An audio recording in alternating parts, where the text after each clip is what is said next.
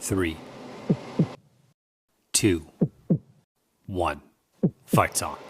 Look out, the bandit's starting off behind us. Time to survive. Let's see if we can get the student pilot to neutralize him. There's the attacker.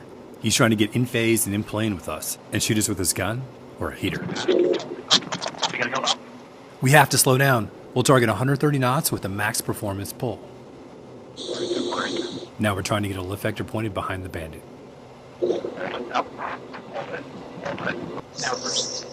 Reversal timing is critical. Once the bandit reverses and puts his lift vector on us, we've got to honor this by placing our lift vector back on the bandit. We'll endeavor to work out a phase, reversing only after the bandit crosses our extended 6 o'clock. This will help us create the lateral separation needed in order to create a high aspect or a neutral path. You just heard the instructor and the other aircraft say sting 1-1 high, then my student in the front seat reply sting 1-2 low. In accordance with training rules, we need to maintain a 500-foot safety bubble around both aircraft at all times. Not yet.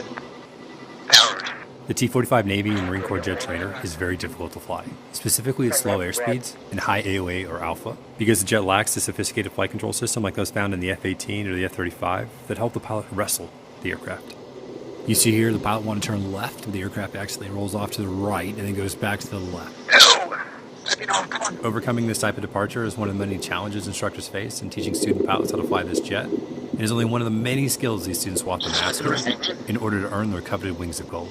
This jet is the last manually flown jet these student pilots will ever fly. We call knock it off when we're done fighting. In this case, training objectives have been attained.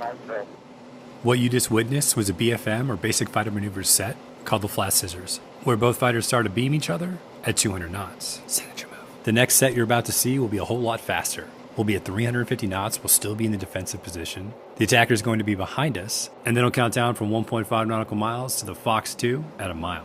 Then it'll be up to us to defeat that weapon with our best brake turn, take any angles we can, and stop the attacker from shooting us again.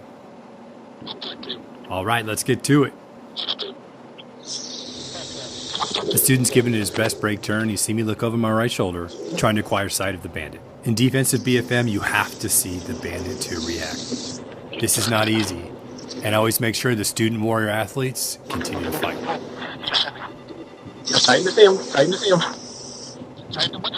We can't see the bandit because he's directly behind us at our 6 o'clock, so you hear me tell the student to tighten or pull harder so we can bring him into sight. We have to watch the bandit's nose carefully. As we see it come around, we have to maneuver prior to his nose coming on us so we don't get shot. You hear me say go and try to motivate the student to take this fight all the way down to the hard deck, which in this case is 10,000 feet. This is where it gets tough. We've got to level off at 10,000 feet and look behind us and continue to watch the bandit. If his nose comes on us, he can shoot us, and we don't want that. The bandit's drifting directly behind us, and we can't accept that. We have to pull. The bandit just crossed our 6 o'clock in close, so we're going to reverse our direction to turn and turn up into the bandit. Try to slow down as quickly as we can, where we can try to collapse the range and make it as difficult as possible for the bandit to shoot us.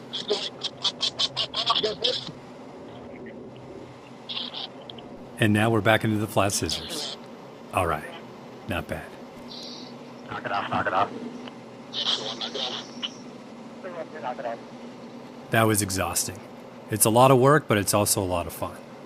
Now there's just one more thing we need to do, and that's get battle damage checks prior to recovering at Boca Chica Field in NAS, Key West, Florida. Not a bad way to spend a Thursday.